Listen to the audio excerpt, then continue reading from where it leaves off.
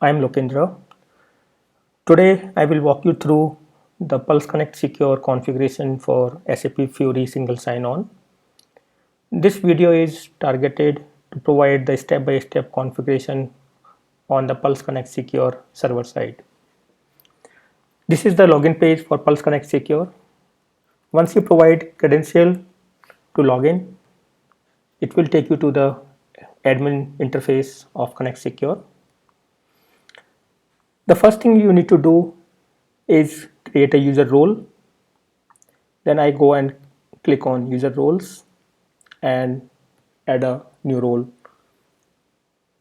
I can say, let's say the name is SAP and it is for SAP users. We need to make sure that we enable the SAM, which is called Secure Application Manager, and we are looking for Windows version, what we call WSAM. We need to make sure that this is enabled for the user roles what we are going to configure for the SAP Fiori. We can enable other options as well depending on the requirement. Once I click on Save Changes, it will create the user role for your users for SAP Fiori. The next thing what you should do is go and click on user roles, and within SAP you can add more applications what we're planning to do. What we are doing to demo is that we can allow all the users. So what we can say for, let's say, add server, I can say all, and I want to allow everyone for this, so which is *:*, which is the IP address and port, and I click on Save Changes.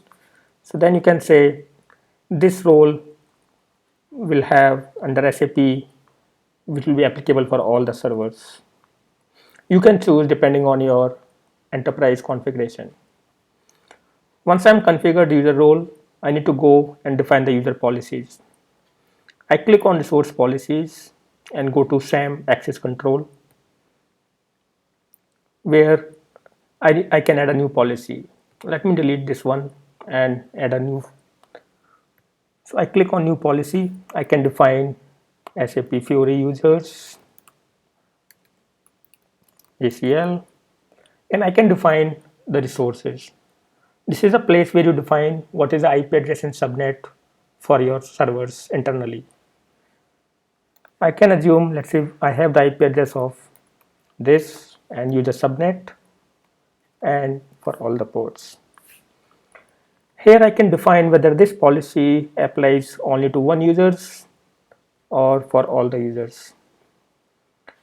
I can select like this, or I can select this for all the users for this role. So this policy applies to all roles, and I click on Save Changes.